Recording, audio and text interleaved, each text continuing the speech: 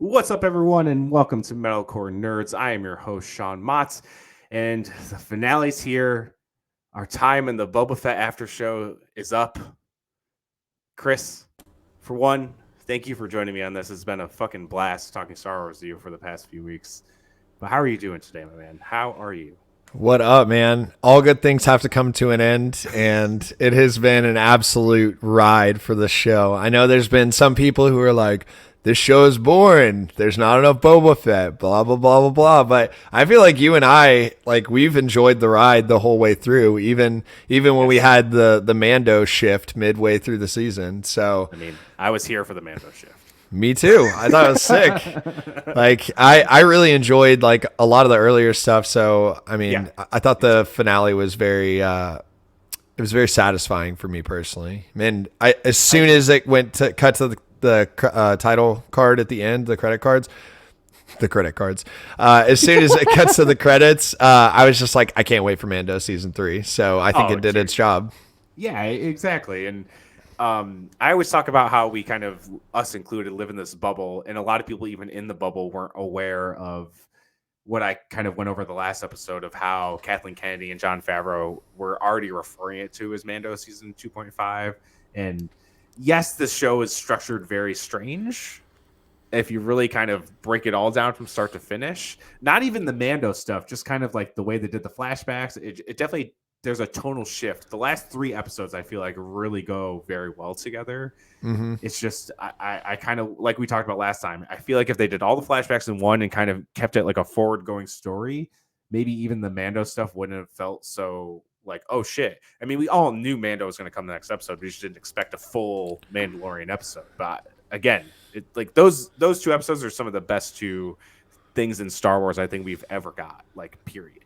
It was Agreed. It's just like the master class of Star Wars were those 2 episodes. So I can't really, if anyone's mad about that, then I don't know what to tell you. Yeah, I don't know what to tell you. let Dave Filoni, aka the GOAT, flex as much as he wants on Star Wars. Like, man can do no wrong as far as I'm concerned. I could not agree more. That dude knows Star Wars better than anyone. Besides maybe George Lucas. Maybe more than George Lucas. I don't know. Maybe they're on the same level. You know, you keep saying that on the weird. show, and I think you're rubbing off on me because I'm finally at that point where I'm like, yeah, I'm kind of with you. Like, love you, It's just George. like, I mean, obviously it's his world, and Dave Filoni's playing with his toys. But even a lot of the characters coming in are characters Filoni created himself. Yep. You know what I mean? At this point, it's just, if you like compare like Mandalorian to the prequels, I mean, like, come on. I mean, for the prequels, but come on. I'm with you, dude. Like, honestly, even like Ahsoka, like Lucas did not want Ahsoka involved in the prequel trilogy. He thought that she was like too kiddie and things like that. And then like look at her character arc now. She's become one of my favorite Star Wars characters ever made. Same with Mando. Even before she showed up in live action, she was like one of the most beloved characters in Star Wars. You know what I mean? That's crazy. I mean, Ahsoka drew me into a children's cartoon, which I watched, 7 seasons worth, and was like, I'm here for it, you know? Yeah, MASH was actually talking about it on their last episode about how it starts off as a children's cartoon, but then more Rebels, because I guess in later seasons, Clone Wars gets a lot more serious for sure. Yeah, it does. But like Rebels, like in season 1, you know, when like the Inquisitors show up, that's when shit gets like very real, very fast. And you're like, oh, okay. It kind of starts off as like a kid show, and then you're like, oh fuck, there's Inquisitors here. This shit is wild, like out of nowhere almost. Yeah, like the finale of season 1 is crazy. Also, can I watching it? I was like, whoa, what is going on? Can I talk some shit for a second? What were everybody on your Twitter thread? What were they calling the Order 66, like Operation something else? I forgot. Oh, like God, Nightfall? Operation Nightfall. Okay, listen, I am a huge Star Wars fan, but I'm about to literally organize a camping trip and make you all go touch grass because it's Order 66. Operation Nightfall does not make you galaxy brained, okay? Like, just call it Order 66. Like, you're tripping. That's all the shit I have thread, to say. Which I think it was Kyber Cultures at first. Shout out. I know Mash and I were heavily involved in that thread, but yeah, it got a little too wild for me, and I was like, honestly has become that thread became kind of like what MCU trailer predictions have become. Yeah. Where it's like people are throwing out the most wild shit. Like even happened in the Facebook group today. People are like pointing out like close-ups of that dude or woman. That's been highly debated. And we're going to talk about the Doctor Strange trailer too after we talk about what we've been watching, because it's got to be talked about. But people like debating, and I was like, guys, think of it this way. I know we're comparing facial shapes in like a blurry picture to real life. And I was like, but this is like a CGI thing that, guess what? They could easily take out. And they probably put it there for us to do this and them to trick us. I was like, they know what they're doing. Like I was like, you cannot take anything in a trailer for face value. Ever. Like especially with Marvel. Like Marvel nerds are out there like in like CSI and shit, like enhance. Yes, it's like they are, dude. Calm your tits. Just calm them. I was all the fun of like, oh, it could be this person, it could be this person. That's fun. But when you're like, look at the facial shape compared to this, and I'm like, y'all are wild, dude. And I was like, you do you, but like that's where shit gets a little too far for me. You know, I love a good speculation, but I'm not out here zooming in comparing facial structures and shit. Like, Jesus. We're the top 1% of nerds, and we're still like, yo, too far. Yeah, dude. Exactly. Like we're deep in this bubble, and we're like, chill. Like I said, go touch some fucking grass. Like, fucking relax. That's my new favorite saying too. I saw it a few times in the internet. I know I shared that one post about go touch some grass in our group, and it's a great saying. It's honestly great. That's my favorite thing to drop on somebody who just annihilates me in video games online. I'm like, literally go outside, touch some grass. Your skin's gonna get burnt like a freaking like a piece of parchment. Like amazing, incredible. Yeah. That's a good video game comeback. That's really good. I never got into that stuff with video games because I'm not good enough at them, and I would just be awful. All you got to do is be good at shit talking. Yeah, I mean, I guess I hate shit talking unless I can back it up. So I'm just like terrible in shit talking. I don't think I can pull it off. I don't have enough confidence in myself to do that. Oh, I'm terrible and still shit talk like crazy. I respect you for that. I have so much respect. I'm like, I'm sorry that I have a life. They're like, why are you on here just getting your ass kicked then? I'm like, because I like to talk shit. What do you want? You're going to have fun, dude. Relax. Okay, we're going to talk about what we watched and everything this week. But speaking of video games, I want to put it out there. I finished Guardians of the Galaxy. Ooh. Like five years later. But it's amazing. I know we've talked about it a little bit, but and I know Brandon highly recommended it, correct?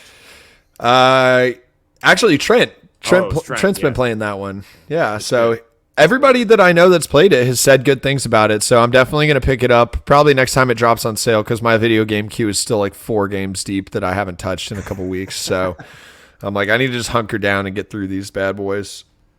Yeah, I started God of War before it and didn't get very far, and then started playing Guardians, and I'm still like a third of the way through of Ghost of Tsushima. So I got some shit I got to play too. And then Sam just bought me for Valentine's Day Pokemon Arceus.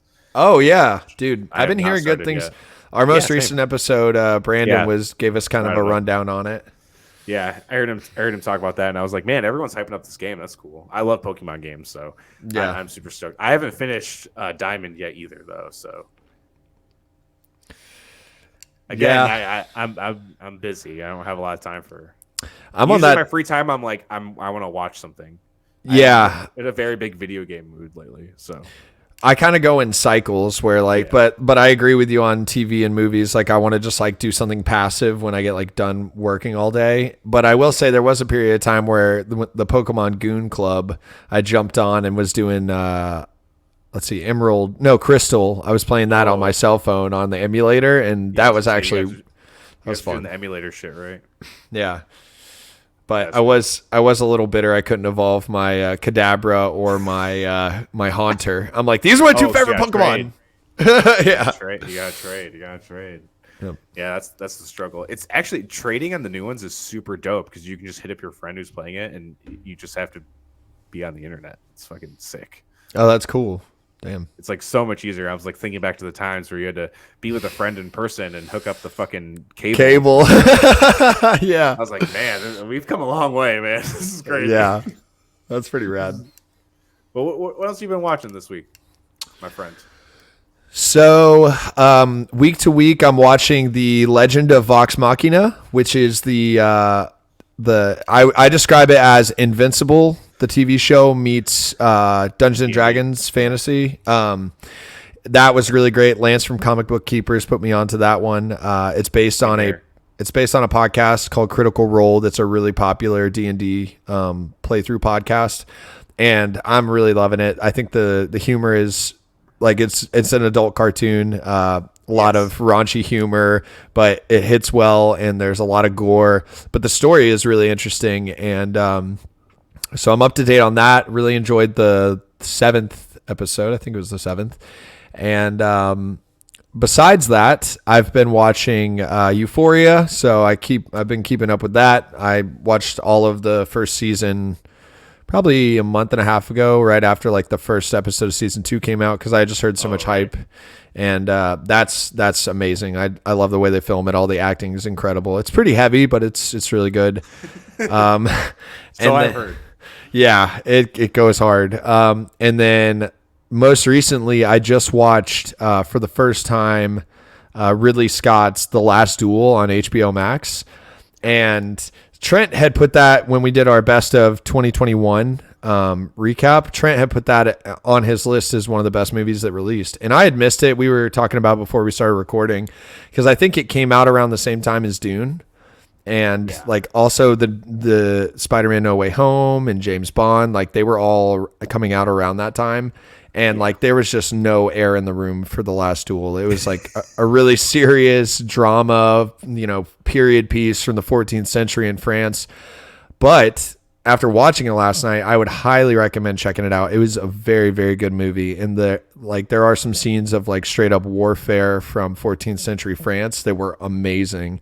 Matt Damon, Adam Driver, Ben Affleck, they all killed it. I don't know the leading lady's name, but she was fantastic. Jodie Comer. I haven't seen her in anything else. Oh, that's her. Free Guy. Yes. The redhead? Yes. In Free Guy? Wow. Okay. So the one that was like the main girl.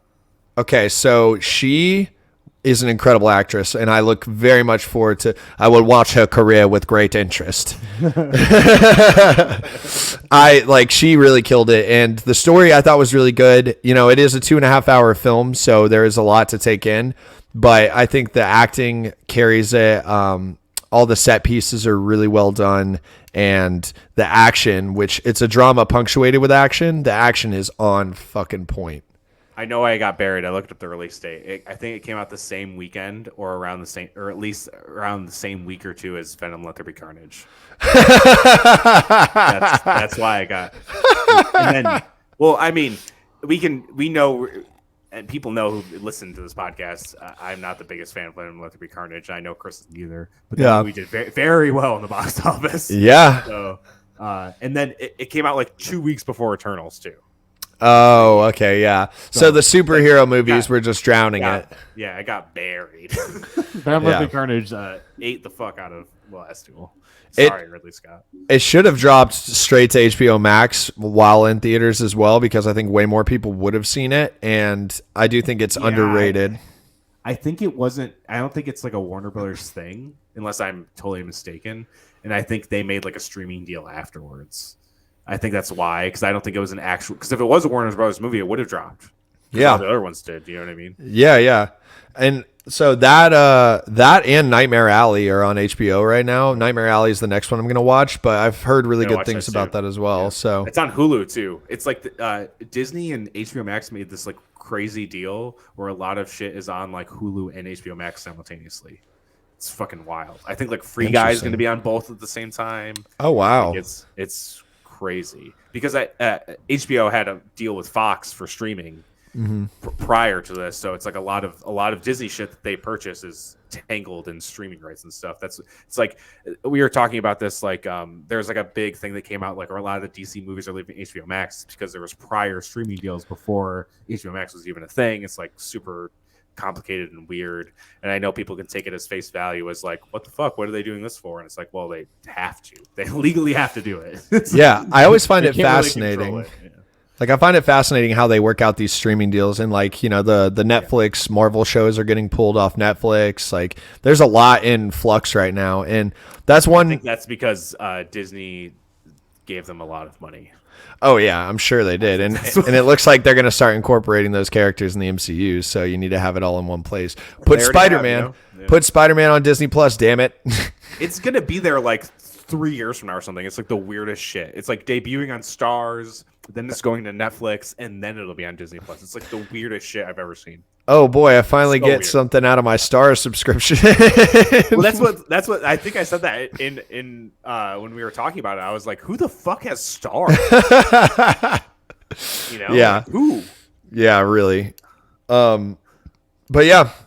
So that's what I've been watching. And then, you know, just and Righteous Gemstones. I love Righteous Gemstones. I think it's hilarious. And like the most recent episode had a really sick action scene, which I always I find kind of funny because like that show will just like I felt like Vice Principals did it as well, where it'll just have like a really, really, it's like a comedy drama, but then it'll have like a really intense scene out of nowhere. And you're like, what the hell? Or like Barry is another good example on HBO Max. Barry's got a lot of action though. Yeah, that's true. God, I want that second season. But I think it's supposed to come out this year, isn't it? God, I hope so, because I love that show. I think it's fantastic. I love Bill Hader. I think he's amazing. Same. I think he's so great. But yeah, so Righteous Gemstones, fantastic. Definitely, if you are not caught up on that show, I would highly recommend it. Eric Andre is in this season, and he's hysterical. He's everywhere. I know, dude. He's popping off right now. He's about to be in Impractical Jokers, the new season. Oh, wow. He's about to be in something I'm about to talk about. Like, that dude is everywhere. The dude, fuck, man? I'm here for it. I like Eric Andre. I think it's hilarious. I think it's so funny. So I have also been watching The Legend of Vox Machina. I think I'm only in episode like 5 or 6 though. I still have a few episodes to catch up. I know Mark Bernardin, I think, wrote episode 8. He's the co-host for Kevin Smith's podcast, Fat Man Beyond. Oh, he's cool. A writer. He's like a pretty. He's worked on like Treadstone and like Picard and shit like that. He's worked on a bunch of big shit. I know he wrote some stuff on Masters of the Universe that Kevin Smith did too, and Castle Rock was the other big one he worked on recently. Oh yeah, Castle Rock. That's one I've actually seen. I've been meaning to watch that Masters of the Universe show. I feel like I'd enjoy it because I don't really have a connection with the OG stuff, and I heard a lot of people's issues where like, oh, this isn't, it's not canonical. It's like, well, don't care. It is though. It's like it's supposed to be a continuation of the original series. So okay. I don't understand why people have such a beef with it, because that one didn't really have a storyline. It was more of just like an episodic cartoon. There was no like story arc. So it's like, hey, they took these characters and made an actual meaningful story arc for them. Boo. I don't know. I don't have much attachment to it either. So I watched it and I thought it was really fun. The action's pretty dope. Yep. It's like corny, but it's like supposed to be, And I don't know. I have an infinity of love for Kevin Smith, so I'll watch anything he does. So I thought it was fun. It was a fun watch. It's cool animation. Like the animation is actually like beautiful. It's like gorgeous. It's like really well done. But yeah, Legends of Vox Machina is it's Invincible meets D&D. It's awesome. It's like, it reminds me a lot of I don't know if you've ever seen Harmon Quest. I haven't, but I've heard about that. That's like Oh, I think I brought it up because you guys did that episode with Miles, the D&D episode you guys did. Oh yeah. Basically, it's Dan Harmon who did Community and Rick and Morty and all that shit. He does D&D with him and a group of friends, and they'll always have like a guest star in it. I think like Alison Brie was one. They've had a bunch of famous people. Obviously, he knows a lot of famous people. So they'll have like one guest star who they'll be like a character that kind of intertwines in the episode. And they play D&D, and you see them playing it. They play in front of like a live studio, like a live audience kind of thing. But as they're playing, as shit is playing out in the story, they'll animate it too. So it's super dope. So it's kind of like a real life D&D thing, but parts of it are animated to what's happening. And that's why I was like, when I was listening to your guys' stuff, I was like, dude, I would love if like half of this was like animated or something. Like, it'd be so hilarious, you know. Like that's why I kept envisioning. I was like, dude, this would be so dope if part of this was animated. That episode was a ton of fun. Definitely, if you guys have not listened to the Geek Peak or High on Horror, I will say this again at the end, but definitely listen to Chris's podcast. They're great stuff. Listen to them every week. All right, so appreciate that, Sean. Well, I skip High on Horror ones if they're movies I want to watch. Yeah, I do the same thing with like any podcast that reviews a film that I want to see that I haven't. I'm like, I can't listen to this until I watch this. Yeah. I just have a thing about it. Yeah, unless it's a movie I know I won't watch, like Lamageddon, which I'm honestly glad I never watched, but I lived through you guys. Dodged a bullet on that one, I'll tell you that. Well, when Josh said it was worse than Thanksgiving, I was like, no fucking way. I know, and I've heard you talk about Thanksgiving before and how bad it was. My friend brought it over, and it was easily the worst movie I've ever seen. I think I gave it half a star or something. Yeah, we gave Lamageddon 0 stars, yeah. which I never thought we'd do on our show. Yeah, that was wild. Just Miles saying anything was amazing, and Josh being like, "What is your like meter of amazing? Because none of this is amazing. Like, what are you talking about?" That was good shit. That was good shit. So, but last week I went and saw Jackass Forever in theaters, which God, I highly implore everyone to see. It is a complete blast. It is so fucking funny. It is like the perfect escape movie. Like, I haven't laughed that hard in a theater, and I don't know how long. Like, I was laughing the entire time. There was one prank that I was laughing the entirety, like dying laughing at the whole thing. It's so fucking good. Eric Andre is in that for a bit too. Of course he is. They have some dope cameos that are really, really well done. And yeah, if you can see it, I would say go see it. It's fucking great. It made me feel 13. I guess, warning, there's a lot of dicks in it. So if you have a problem with seeing dicks, I guess don't see it, I guess. But no problem over here. Yeah, I think dicks are hilarious. There's nothing like good looking about them. So it's like, who cares? It's just a dick. Yeah, okay, tangent for a second. There's a scene where in Righteous Gemstones, Adam Devine's character Kelvin, he has this bodybuilder squad called the God Squad, and he has them living outside of his $1 million mansion in like little yurts, and they're like living like biblically basically.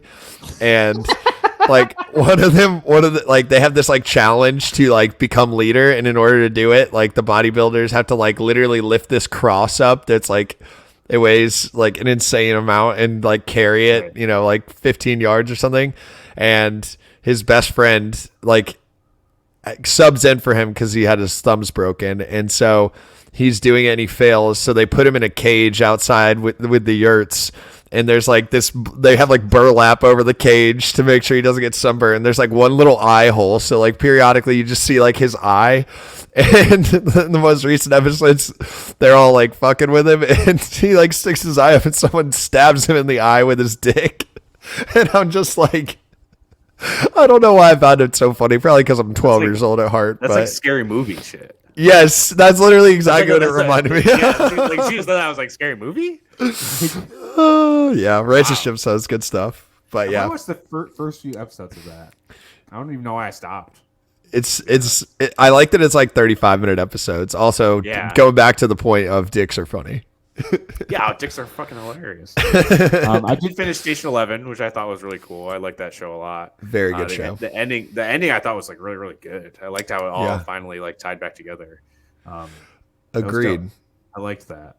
Weekly, I've been watching Peacemaker, obviously. Hopefully next week I'll be doing a Peacemaker season 1 episode. If I got to make schedules aligned with multiple people, which is always a pain in the ass. So, hopefully, but so I'm gonna talk Peacemaker. Last episode was fucking insane. They made me cry about something that I would never, not even cry. I got emotional. I didn't cry, but they made me emotional of something that if I ever said I would be emotional about, I don't think I would believe myself or anyone if they said that.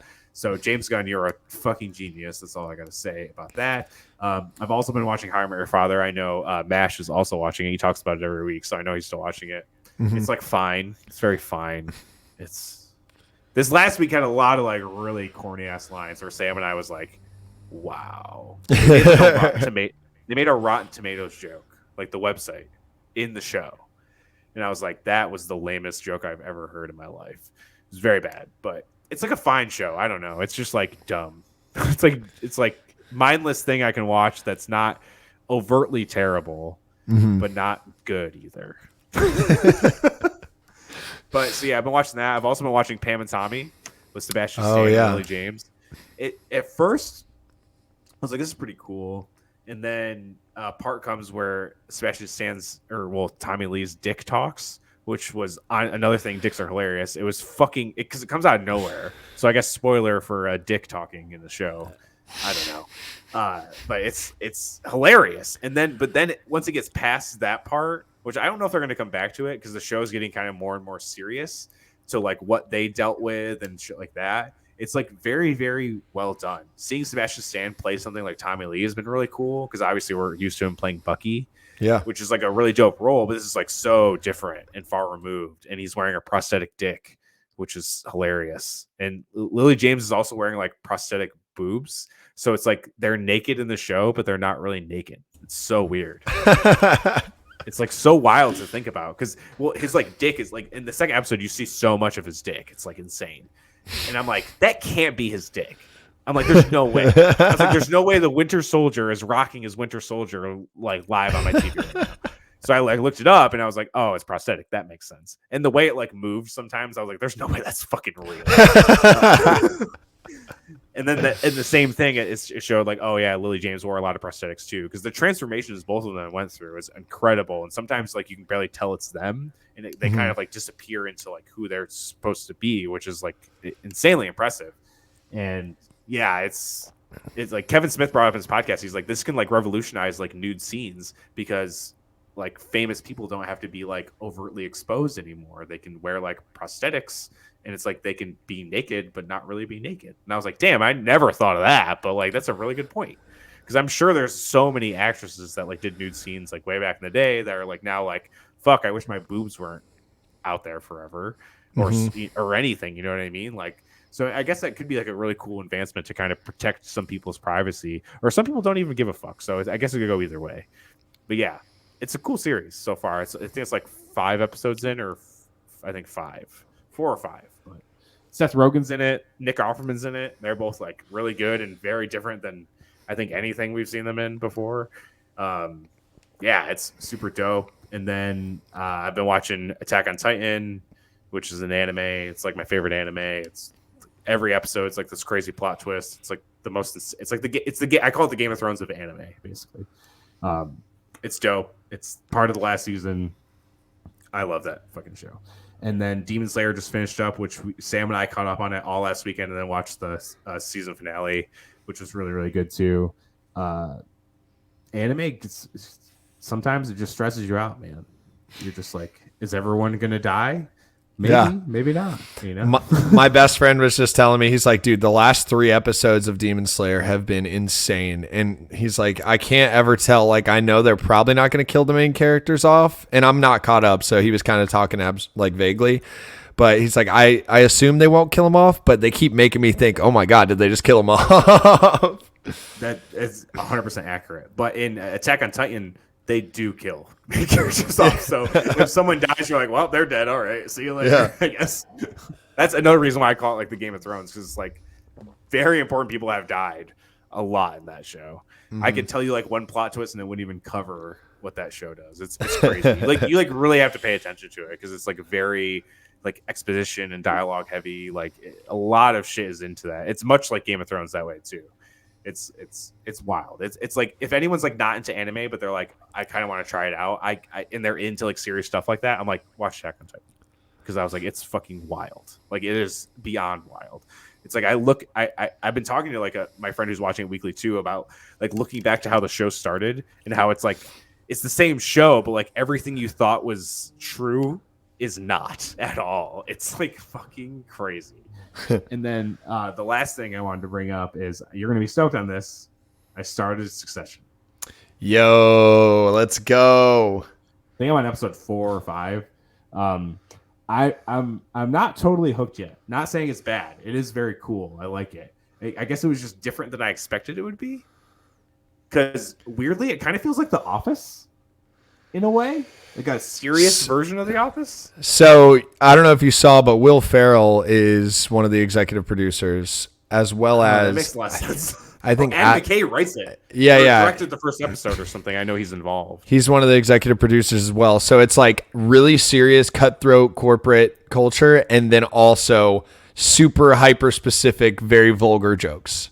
Yeah, it's like a lot of it's like very dry humor. So it's like not. I wouldn't even say it's like overtly funny, but it's like way more comedic than I thought it would be. Like especially the camera pans that are like very Office. I was like so thrown off. I was like, was that supposed to happen? Because it makes it seem like if someone's filming it, not like a movie, but like a documentary or something, or like a reality TV show or something. I guess that like threw me off, threw me for a loop. Not even like in a bad way. I was like, oh, I didn't expect this. I guess, but it is very cool. All of those people kind of suck, which I kind of like. Oh, dude, just wait, because it's like as the show develops, you start like each character is really, really sharp in their own way. Yeah, and I can see that already. Yeah, and just like seeing them all like struggling for power, and then like the whole dynamic of like the withholding father and all of them trying to like appease him and like gain his favor and get his attention on them. You just see like a lot of like psychological strings being tugged throughout that whole show. And I think the acting is awesome. I think the writing is phenomenal. So just wait till you get to the later seasons. Cause like the first couple episodes I thought were really good. I was super intrigued about where it was going, but it just keeps getting crazier and crazier. And wait till you get the Tom and Greg like bromance. Cause that is, that's my favorite. It's this thing is like I was more thrown off. Like I'm still very into it. Like I like watching it. It's like very cool. It just wasn't what I expected, I guess. But, but Greg has to be one of my favorite because he just seems like such a fucking idiot. Yep. It's like, I was like, he's so awkward and I love it. I was like, this dude is fucking lost, man. I love him. Yeah, it's like him and Siobhan's husband Tom, like they're the two like, or I guess they're fiancés, but they're like the black sheep or like the odd man out. They're not like in the inner circle, and so like they just like have the most unlikely partnership that develops throughout the show. It's so funny. Yeah, I can see that already forming a little bit, even early on. Mm-hmm. It's good stuff. Yeah, Tom seems like a fucking kind of an idiot. It's weird because he fluctuates between like, is this guy absolutely moronic or is he super smart and just like doing the best he can to position himself? But yeah, I think you'll really enjoy it as it goes on. Plus, it's just fun to see like the portrayal of like the 1% and how they live. I think it's like just an interesting portrayal. And even with like all the money in the world, and the Righteous Gemstones kind of has this plot line too. It's like all the money in the world, none of them are happy. Like they're all like, they all need something more. There's like something missing from their life, which I think is an interesting perspective to watch it with. That's honestly why I love listening to Dax Shepard's podcast, because it's mostly like famous people, and they talk about like the problems they deal with like mentally or shit like that. And I'm like, wow, man, if Bradley Cooper is that self-conscious about himself, I don't feel so bad about my life, to be honest. It's cool to hear that kind of thing. It's like a very down-to-earth like podcast and perspective from people who are obviously very famous and well off. And like you can even hear sometimes being like Dax like comparing something. He's like, a very first world problem. Like I get it, and shit like that. And it's just like, it's very cool to hear that kind of perspective. It's very different in the Succession case, but it's the same kind of vibe there. Yeah. It is cool. I like shit like that. And if Adam McKay, I didn't know Adam McKay was I should have guessed that he was like a producer, but I saw he directed the first one. I was like, ooh, all right. Big Adam McKay fan. I think it's my favorite Adam McKay work, honestly. Really? Yeah. I mean, I love The Big Short, don't get me wrong, but like, and I still haven't seen Don't Look Up. That's on my Netflix queue, but I gotta say, like that show, the writing is just razor sharp. Yeah. I'm curious to see what you think of Don't Look Up, because it's pretty much like Lance and I really liked it and everyone else didn't like it in the group. Yeah, I've been hearing kind of split reviews on it, which is part of the reason why I've been hesitant to watch it, because there's so many other ones that like are universally loved. Like I still need to finish Tick Tick Boom. Like everyone I know who's seen that loved it. And there's like a couple others that are on my list that I'm like, I gotta hunker down and just watch this. Yeah. A lot of the Oscar movies are coming to streaming. Like Drive Yeah. My Car is coming to HBO Max. West Side Story is coming to Disney Plus. Nightmare Alley is already on streaming and shit like that. It seems like Power the Dog is on Netflix. it always was. I watched that movie. It's a movie. Oh, really? It's not that great? It's not even that it's not great. It's just like nothing happens. Gotcha. Like one of Okay. those, it's like a very Oscar movie in that way. Like the acting is great. It looks beautiful. But like there's no real story. Is it kind of like the Florida Project? Have you seen that one? I have not seen that one. Oh, okay. Is it just kind of like a window into someone's life for a period of time? Pretty much, yeah. Yeah. Okay. I find those oddly fascinating, but they can definitely be hit or miss. It was like I'm not even saying it was bad. It was just like nothing like captivated me. You know what I mean? Like by the end of it, I was like, okay, it's over. It happened. You know. I don't know. You heard it here first. Dune's winning Best Picture. Dude, if Power of the Dog beats Dune for Best Picture, I would be so pissed. I'll be so mad. And I know it's a front runner. I know it's a huge front runner. But like, I'm hoping that for some reason, because didn't get nominated for director, they'll win Best Picture. It's gonna happen. It's gonna win Best Adapted Screenplay probably, but we'll see. We'll see. I don't fucking know. I don't know. I mean, we also thought Chadwick Boseman was going to win Best Actor last year, and that didn't turn out so well. So, Yeah. So I don't know. We'll see. We'll see. But yeah, I did watch Power of the Dog. It's not even bad. It's just like I don't know. It just happened. It's like you watch it and you're like, what is this movie about? Like really? Like what is it? I don't know. Like Benedict Cumberbatch is like a really big dick in it, kind of in the beginning at least. Jesse Plemons is cool. Kirsten Dunst is kind of crazy in it. I don't know. Nightcrawler from the new X-Men movies is in it. It got the most award love out of any of them, so I don't know. I don't know. It was fine. I guess it's just like I don't. We're too casual, dude. We're just two nerds on a podcast. We're not hardcore enough. When people think things like Watchmen are boring, like I cannot understand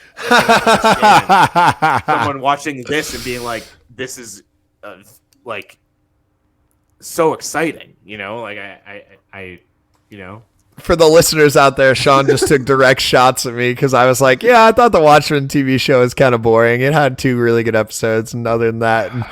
It started an entire riot in our group chat, in the Goon Platoon group chat. I had a mental breakdown about it, I think. And then Red Fox from Night of the Living Podcast was like, Venom Let There Be Carnage was better. And then that poll went up, and I was like, yeah, I'm still voting for the Watchmen, even though I'm not a huge fan of the show.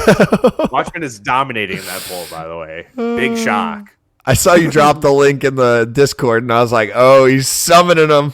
He's summoning the listener base. I should have dropped it in the fucking Facebook group, too. I didn't need it. We were winning. At one point, it was 50-50, and I was like, who the fuck are these urchins? The Watchmen series. Jesus Christ. Sony fans unite out of nowhere. I guess, man. Jesus. All right, let's talk about the Doctor Strange trailer, and then we'll get into Book of Boba. So yeah, Doctor Strange trailer dropped in the Super Bowl, and holy fucking shit! It's like there's so much in this trailer. Patrick Stewart's in the MCU, has to be right. Yeah, that was his fucking voice. Professor X is fucking here. Yep. The first X-Men in the MCU, technically, I guess, as far as we know. Not counting Ralph Boner. Yeah, which I do think, and I said this, that I do think that was a big mislead.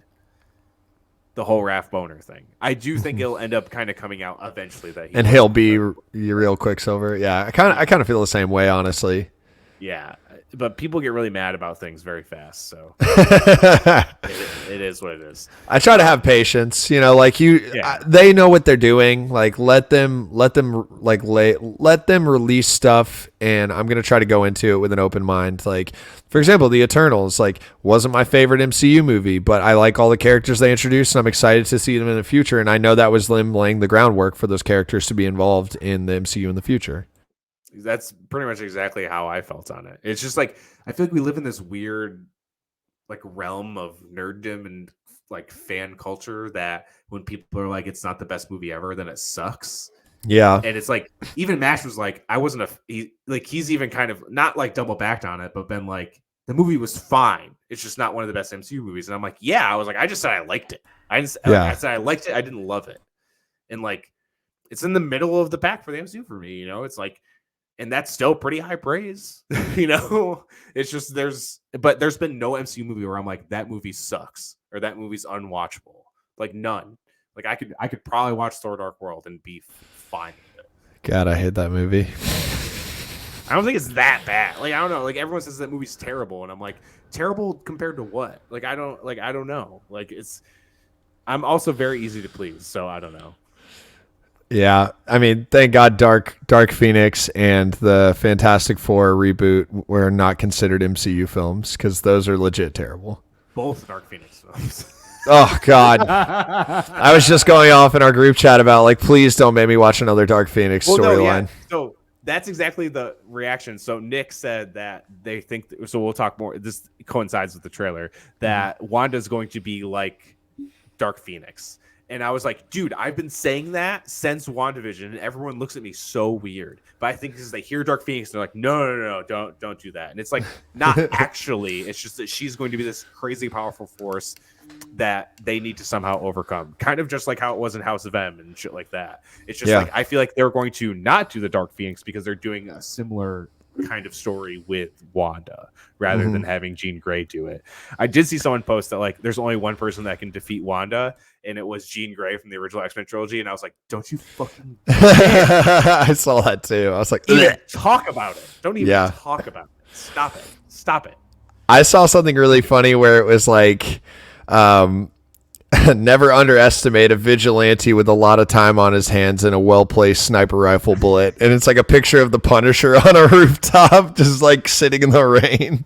Bro, you think a bullet is going to stop Wanda? Get the fuck out of here. Dude, I mean, you catch her unawares. You never know. I don't think she's ever unaware at this point. I guess that's true. I mean, she has gotten exponentially more powerful post WandaVision with the Darkhold and everything, and her like unlocking all her deep power. There's that scene where it's her and Strange talking, and there's that scene where she brings up that line that we were all talking about how, hey, you do it and you become the hero. I do it, I'm the enemy. That's not very fair. And it looks like a fucking hellscape in the background. And Strange is wearing the same clothes, which again could be a trick they're playing on us. But I do think Wanda's way more in control than people even know. And I do think she's going to be the antagonist, which I've kind of said from the jump. And I kind of hoped that it would be that case. But she's not going to be just like a flat out villain. It's kind of like WandaVision. Like, to me, I understand why she did what she did. For one, she kind of did it without even knowing. But even when she figured it out, like, I get it. I get why she did that. It's, you know, it's like if I was in that position, I would do the same shit 100 fucking % times over. And that's what makes it relatable. Even though she did something that's completely fucked up. Like, she fucked up that town pretty good for a few weeks. Like, and that's not okay. But I get it. And that's what makes the best villains. It's like you kind of understood where Thanos was coming from. You understood where Killmonger was coming from. And that's what made them such good villains. Or Hela. You get it. So that's why they're like, oh, man. And that's what I think is going to make Wanda such a good villain kind of moving forward. Whether if not she is a villain continuing after this, I guess we'll see. I don't think it's going to end in the man saving the woman and somehow Wanda saves Strange. I don't think that's going to happen because I think they would have done that in WandaVision. You know, it was Wanda that saved Wanda in the end, really. She accepted that she like can't hold on to this and she needs to let go and let these people go. And that was the whole point of it. And like I do think this movie is gonna like change the future of the MCU forever. It's gonna be like very fucking wild. I think Wanda's gonna kill a lot of people. I hope everyone's stoked about Patrick Stewart because I'm pretty sure Wanda's gonna fucking kill him. Bask in that as long as you want, because I don't think it's gonna be very long that we see him. Yeah. And there's fucking zombies in the trailer. Like, dude, this movie looks. I think this movie's gonna melt our fucking brains, and we're not even remotely prepared for what's gonna be in this movie. Who do you think is the glowing hero that fights Wanda? Like the yellow glowing hero? Do you think it's Nova? So, I don't think it's Nova. I mean, I guess it could be for all intents and purposes. I think the safest bets, which also could be wrong, are either Superior Iron Man, which a bunch of people are predicting, especially since we saw the Ultron bots, or it's probably like an alternate version of Maria or Monica Rambeau as Captain Marvel. There is a Captain Marvel logo in the poster. There's also a Captain Carter logo from her shield in the poster. I'm sure she's gonna fucking show up, which is gonna be sick. There's a Deadpool like facial shape. That's one thing where it's like I don't know if it's us putting that picture next to it is tricking our eyes to make it think it looks like that, or if it actually looks like that. It's like one of those things where I'm not really sure. Enhance what we think it is. Yeah, enhance. Enhance. So we'll see. I mean, dude, there's a scene where you see they come through an animated world, and America Chavez and Doctor Strange are animated. They go through Savage Land with the fucking dinosaurs. Like, this movie is going to be fucking bonkers. Us trying to we don't even know what this movie's about, really. Other than the fact that the multiverse is fucked up and Strange is going to try and fix it, and he's probably not going to at all. It's probably going to end some crazy cliffhanger or something that just makes things worse. Honestly, I have no idea. I mean, I'm excited to kind of I'm probably going to watch maybe one more trailer and then try to dodge any other spoilers that come out, because I feel like going in without knowing what's up is half of the fun of this type of movie. And I mean, I look back to No Way Home, and it's the less I knew about it, the more I enjoyed it. I had my suspicions about the 3 Spider-Men, but outside of that, we had really no idea what was actually going to happen. Yeah, and they totally duped us with the trailer of the actual narrative of the movie. It was they made us think one thing, and then when we actually got it, we're like, "Oh, this is totally different." Yeah, they're not even really giving us a narrative with this movie. No, they're not. It's just kind of here's a bunch of crazy shit, which I'm fine with. Even them talking about Wong saying you opened up the multiverse and stuff. It's they wouldn't know that he did that anymore, would they? I don't know. But he's done a lot of shit that's definitely messing. He's messed with time numerous times. I mean, I don't know. I guess we'll see. I guess we'll see how it plays out. But I'm insanely excited for this movie. We're about to see Wanda Dormammu 1v1. I think Wanda would probably win. I don't know who could take down Wanda at this point. Yeah. I don't think anyone. The Punisher with a well-aimed sniper rifle. Man, I would hate to see the Punisher debut in this movie because I don't have good feelings for him. Yeah, we're gonna see John Bernthal die real quick if that's the case. I would not want that. I'd be very, very, very bummed. We could see our first version of Reed Richards in this. Who the fuck knows? I have no idea, dude. Tom Tiller's tweeting about Spear Iron Man. Fucking Rob Liefeld's tweeting about Deadpool with quote tweeting the people speculating shit. It's who the fuck knows? It could be Marvel being hey, add fuel to the fire, because I think I want to add as much. And people are like, man, I kind of wish they saved Patrick Stewart for the movie. And I was like, dude, if they're showing this in the trailer, I was like, imagine what we're getting in the fucking movie. I was like, look at No Way Home. They're gonna muddy the waters a ton, I feel before it actually drops, and we're gonna have no idea what's gonna happen.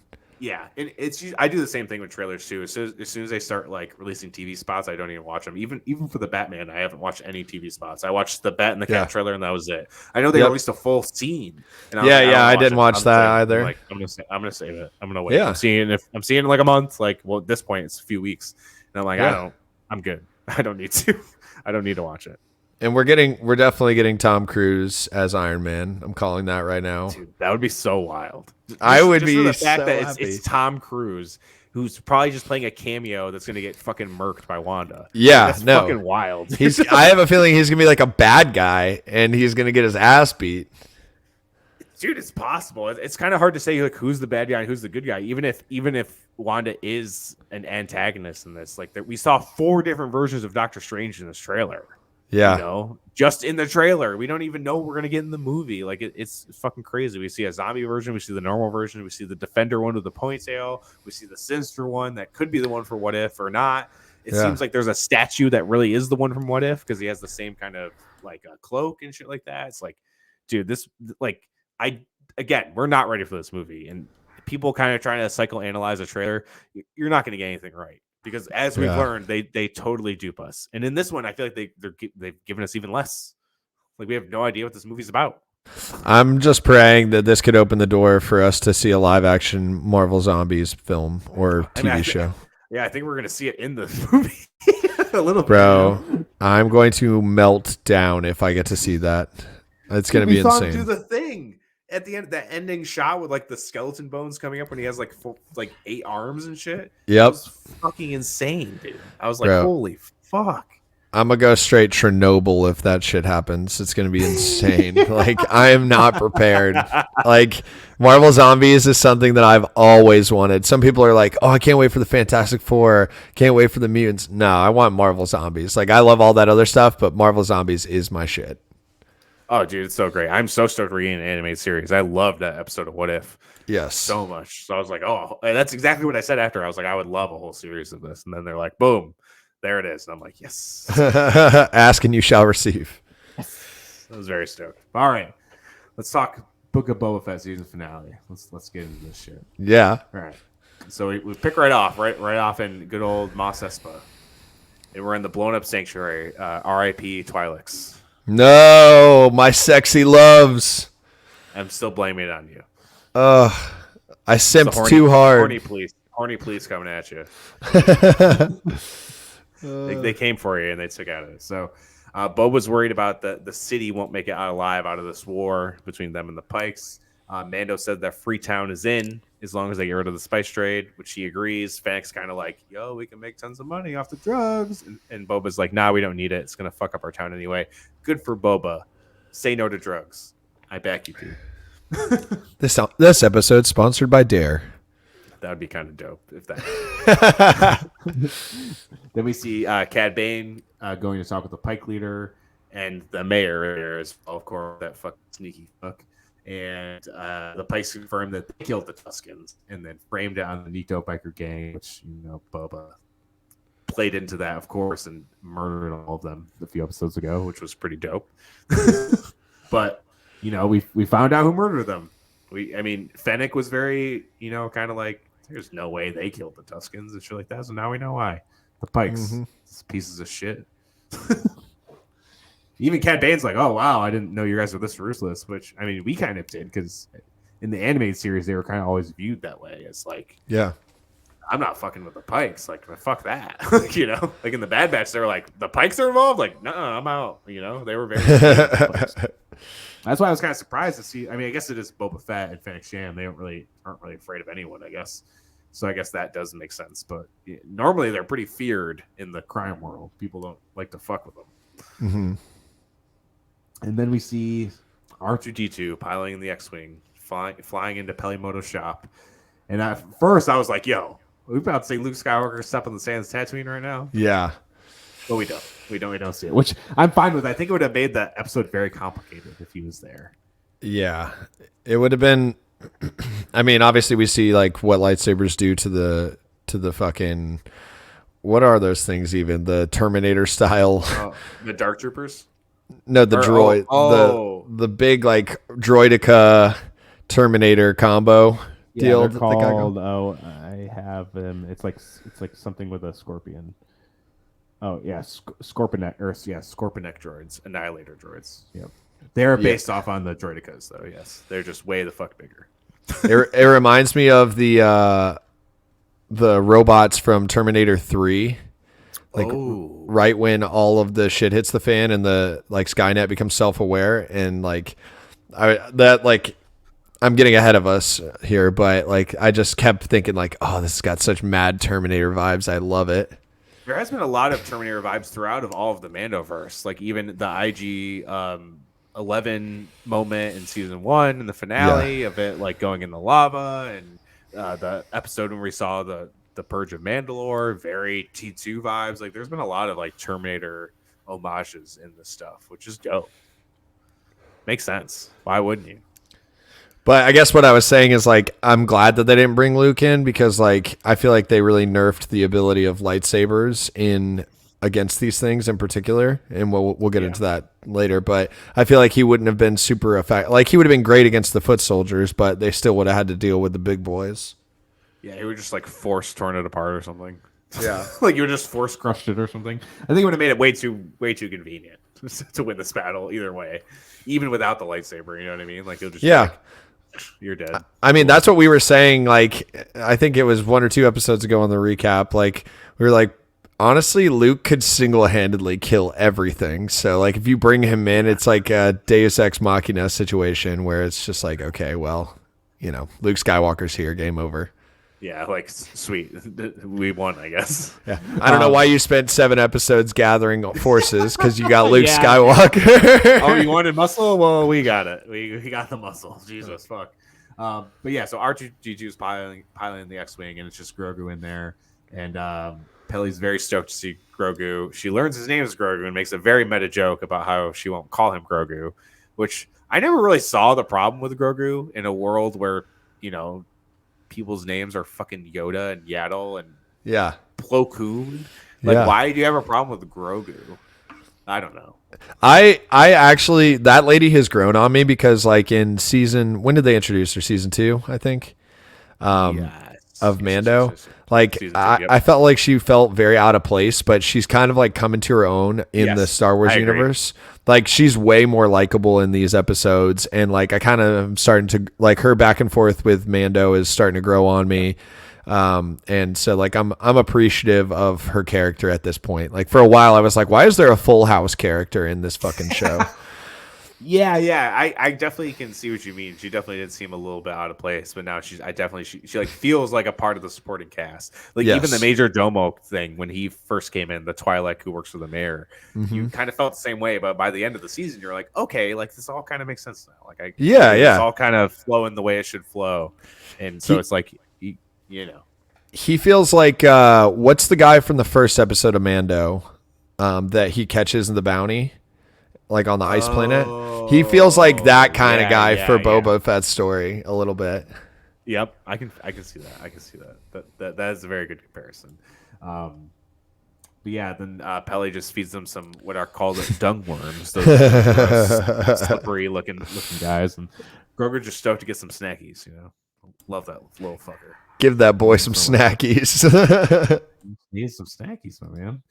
And then Team Boba sets up through different parts of the city after Boba, Fennec, and Mando decided to hold fort in the sanctuary, mostly because the mods are like, don't go to your fucking castle, like your palace, like then everyone will, you got to fight here with the people, which makes sense. Yeah. He wants to earn the respect of these people. Him fucking rolling in a fucking palace isn't going to do that shit.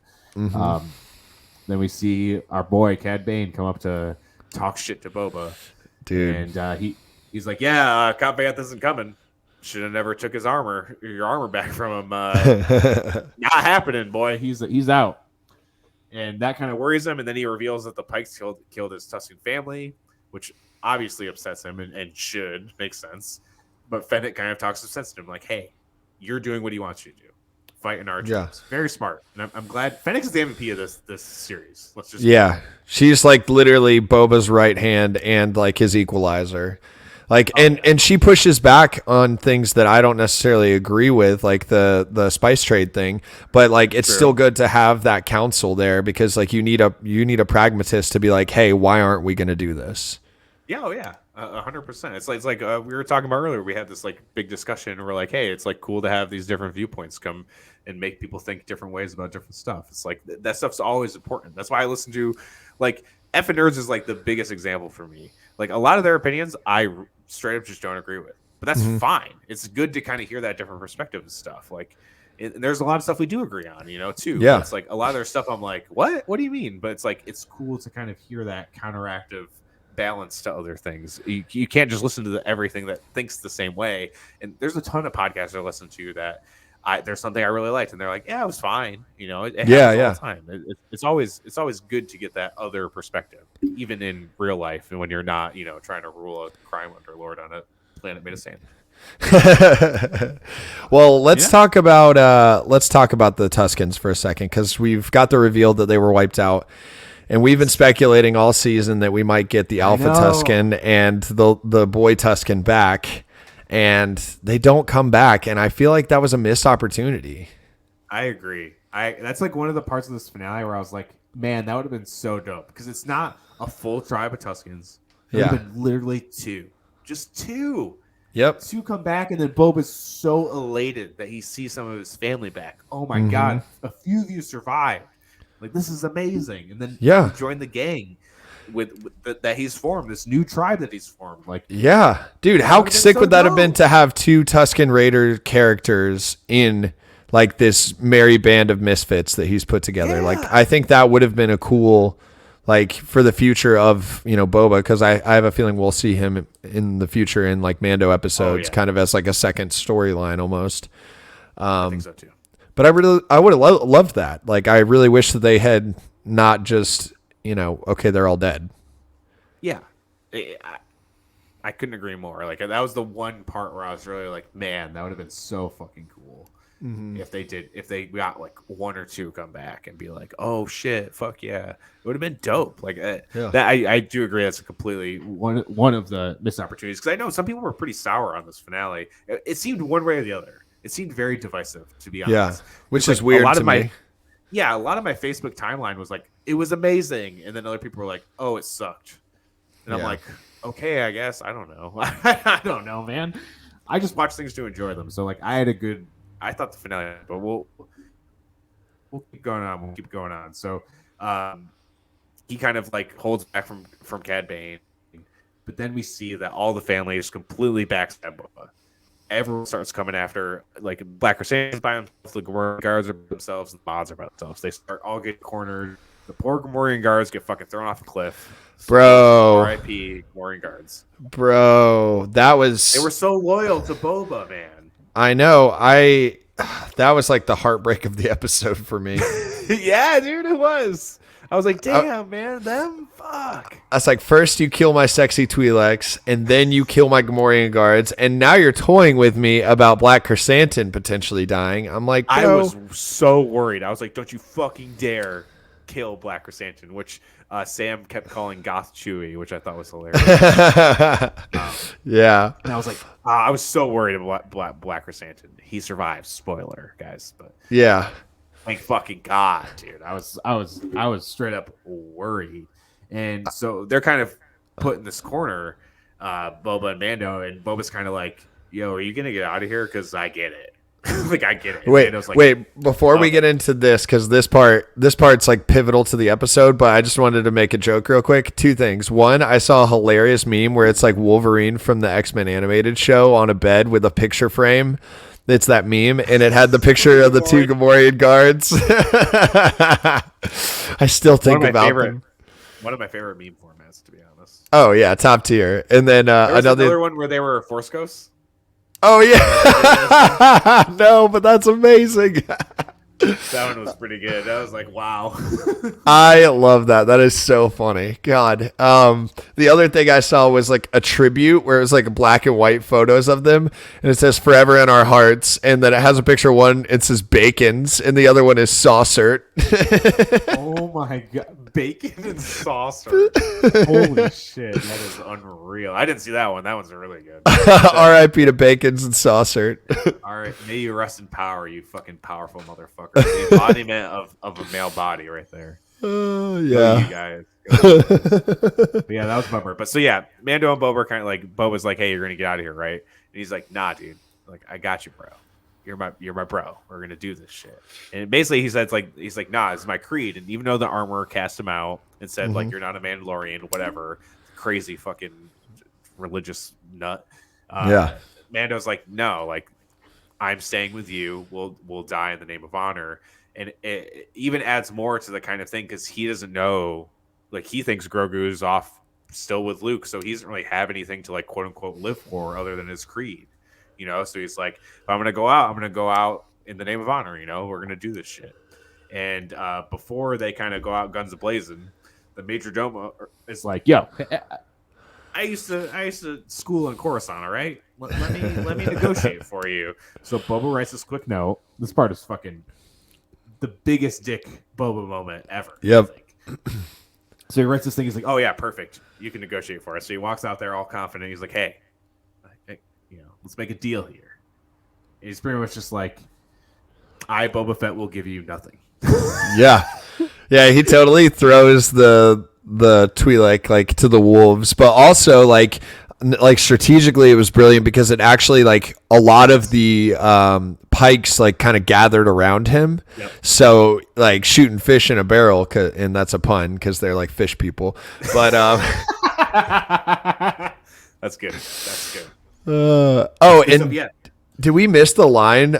Isn't that the Quacta calling the what did he say? Isn't that the Quacta?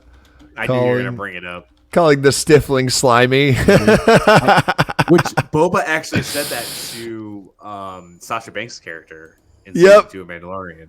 Which is like, it kind of adds more to that Cat Bane relationship. I think he says that later on, maybe. I don't know. It was one of the times that they interact. But yeah, I knew you were going to bring that up. I was like, Chris is going to love that line. I loved it. I love Star Wars shit talk, man. It's so wild, dude. It's like, how do you think of this shit? I don't even know, but it's great. It's great. It's great. So yeah, basically Boba tells the Pikes to suck it, and then Boba and Mando, kind of like what you're saying, they surprise attack him. I love seeing these motherfuckers fly around in jetpacks. It's the coolest fucking shit ever. It's so cool. So fucking dope. So they team up to take out a bunch of Pikes. Boba uses his knee missiles. It's fucking dope. The knee missiles, the whistling birds, the knee missiles, dude. The one where he like just knee missiles and shoots someone at the same time, like, bro, come on. Like, how are you gonna tell me you hate that? Like, that's no, exactly. Personified. Like, they make him so Boba's cool. Not a badass. He's a fucking badass. Fuck off. Like, yeah, he's a badass. Like, come on, dude's like in his 60s. Badass later on, but dude is fucking killing it. And they're kind of like, they're realizing they're insanely outnumbered. They're getting fucking pegged with blaster shots, but they got that Beskar steel, which I'm sure it sucks. I'm sure it's like getting hit with paintballs with like paintball padding on. Probably worse actually, because this shit can kill you. These shots, it's probably like getting shot with like you have a bulletproof vest on or something. And you're getting shot. It's probably what it feels like. Probably very similar. So to the rescue, the people of fucking Freetown, bitches. They come back in to come help, which is dope to see. At this point, I was very worried for Cobb Vanth because they took him out in cold blood. I was like, no. Yeah. They did not take out my boy. So it's a little worried for Cobb Vanth at this point. I kind of thought he was going to show up with them in this episode, so I was very wrong about that. So, and then we get with the droids we were talking about, the Scorpion Neck Annihilator droids, who are similar to the droidicas that we saw in Phantom Menace, just like fucking 5 times the size. They're massive. Huge motherfuckers. And again, like you said, the very Terminator vibes. Like, these things are fucking dope looking. And they're kind of realizing nothing we're doing is penetrating these shields. And even Mando brings out the Darksaber, doesn't go through it, and he pretty much says, like, oh, this is too fast to go through, and the other stuff's not powerful enough to go through. Which I saw someone point out, it's kind of like the shields in Doom, where you have to use very slow motions to get through the shields. Mm-hmm. And it was so funny because they were talking about, it's like, oh man, if only Saw Gerrera was there to throw in those charges under the shields. And I was like, damn. And I was like, I'm guessing these people in Tatooine don't have fucking, those bombs. They're not in an all-out Clone War where they have all this arsenal shit. They're just fucking random people and from a farm town. Yeah, it's like a militia thrown together. You got the freaking Weequay bartender leading the Freetown people. With the fucking like old school looking shotgun that shoots blasters. Yeah. Yeah, no, and then, they were not equipped. No, they were not. But they were doing their best, all right? They saved their asses for sure, for the time being at least. And then we see Peli arrive in the rickshaw pulled by an RIC droid, which we saw earlier in the season, but famously known for carrying around Padme and Anakin and Attack of the Clones. Mm-hmm. And then Mando reunites with Grogu. And for the love of God, he force jumps Hugs into his arms. Dude. I'm crying. Yeah, I cried. I was like, oh my God, I love you so much. You guys are the best. And there's something I want to say. I know a lot of people are like, man, it's way too soon for them to reunite. But like I said, like I talked to Mash about it, and I was like, we felt that moment when they hugged. And some people were like, oh, this totally takes away the weight from the season 2 finale.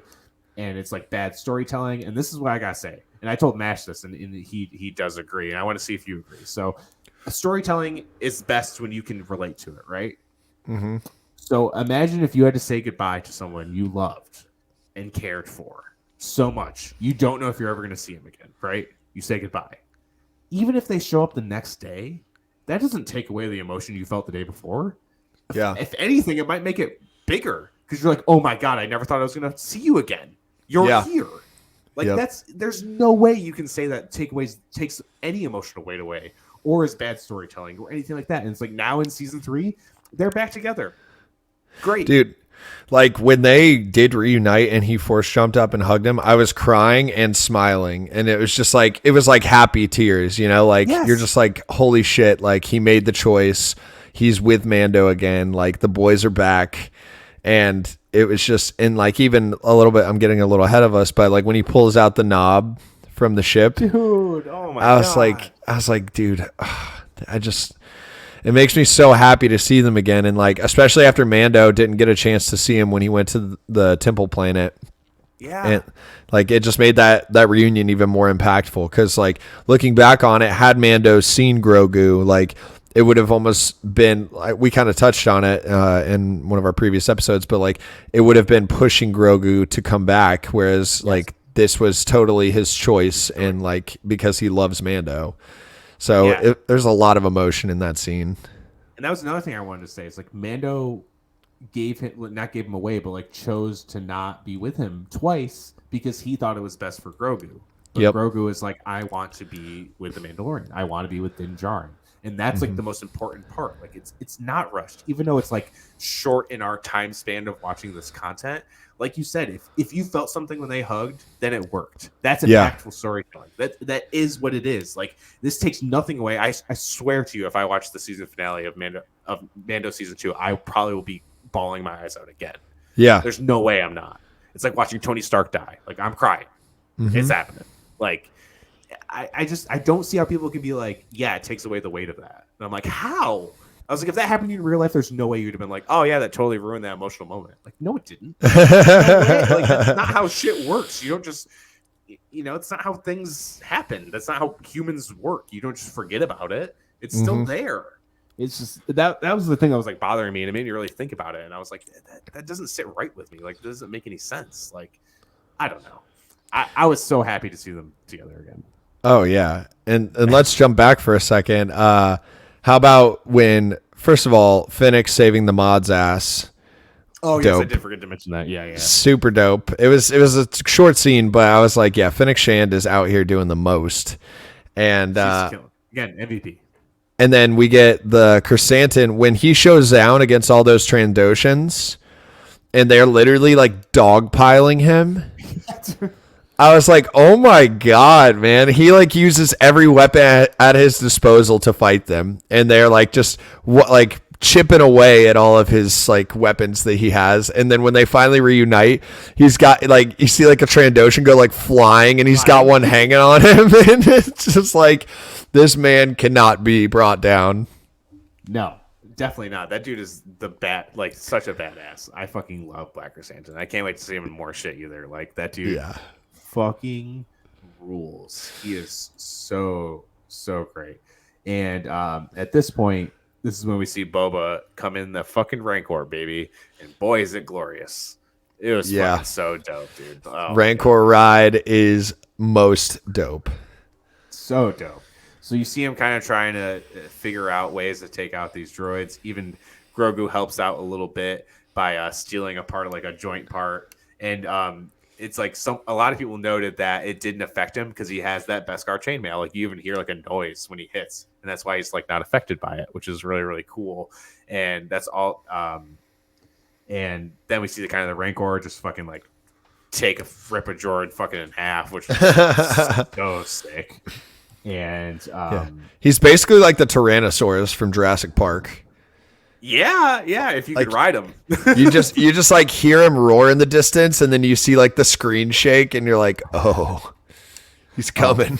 Oh, fuck. Yeah, and before we do get another, there's two like very meta nods. It was the Grogu name, and then Boba said, do it, just like Palpatine said, do it. And ripped the bird in half. I thought that was pretty cool. It's obviously been very, very memed, highly memed. Mm-hmm. And then we see Cad Bane come. He scares the Rancor off. And we get the fucking face off of a lifetime. Cowboy versus cowboy, baby. And I think this is where that line, the slang term line comes up. even before they talk about, they kind of go into more of their background where he says, I'm not a little boy anymore and you're an old man, which I think at this point he'd be like 71 years old or something. Cad Bane. Dude is old. His balls. Very old. But even him being old, they do the quick draw, and Cad Bane beats him fucking twice. Yeah, dude. Cad Bane is a menace. He's an absolute menace. Like, out of all the other people that showed down against this Rancor, including Mando later on in the episode, Cad Bane puts that thing in its fucking place. Yeah, that thing literally runs away from him. And it's like, Cad Bane, he doesn't even hesitate. No. He just immediately hits him with the flamethrower Van Brace, and it's like, okay, yeah, badass. Yeah. So we see Boba down. Cad Bane takes the helmet off of Boba and pretty much goes, hey, this is my final lesson to you. Thinking about anyone but yourself is just weakness. And that kind of triggers something in him, like, oh, my Tuscan family that I lost, blah, blah, blah. And he uses the gaffy stick to fucking take Cad Bane out, man. It's like, it's poetry, man. It rhymes, as George Lucas would say. It rhymes. Yeah, I know some people are bummed about Cad Bane dying, but if it's going to be to anyone, it's fucking Boba Fett, dude. Yeah, like and if you're sad about it, go watch the animated series. My only reason I was sad that he died there is I wish they would have introduced him earlier in the season so we could have gotten more build up and more Cad Bane. A lot of people brought up that the light on his chest was still blinking. It was. So maybe he's not dead? Bro, I would love to see him back. We did not see a decapitation, so therefore he is alive by Star Wars rules. Yes, so you're very correct. Even sometimes it's got to be the head. It's got to be the head. Even if you get cut in half. Mm-hmm. Fair game. Fair game to come back. And then that's when we see Boba give the little ball to Baby Yoda, which is a really cool note. So the two things that survived the Razor Crest explosion were the ball and the Beskar spear, which is now the chainmail on him. So the two things left of the Razor Crest are with Baby Yoda at all times, with Grogu, which is fucking amazing. It's poetry. It rhymes, baby. It rhymes. That's fucking right. And Mando's kind of like, I got this. I'll calm down the Rancor. And he does not do very well with that. Oh, there is one part with the Rancor that I wanted to bring up that was like, obviously he takes out a ton of pikes. And one pike he picks up, Boba shoots him as the Rancor's holding him. Then he throws him, and we get a dope Wilhelm scream. Yes. Getting thrown across the fucking town. Basically. Yes. That was fucking amazing. But then we see Grogu use the Force to put the Rancor to sleep in a beautiful, beautiful way. And it's a very stark difference from what we've seen him use it before. I mean, you kind of see it with the Mudhorn. It's kind of very similar. But, like we've seen him Force stroke a ton of people, which is obviously not very good. But this time he's connecting with the animal. He learned from Luke Skywalker. The training did help out a lot. Yeah. And we see him do it, and then he kind of goes and connects with him, puts his hand up, and then just fucking snuggles right up next to him. They cuddle. Yeah, so cute. It's adorable. It's amazing. How about the part where after Dan gets like knocked off or whatever, and then the Rancor like picks him up and is trying to eat his head? Yeah, dude. That scene, I was like, oh my god, I love this right now. Yeah, when Pele's like, "Don't worry, your dad's crafty," and she's like, "Maybe I spoke too soon." Yeah, exactly. Also in there's like a spin move that some people are really mad about, I guess.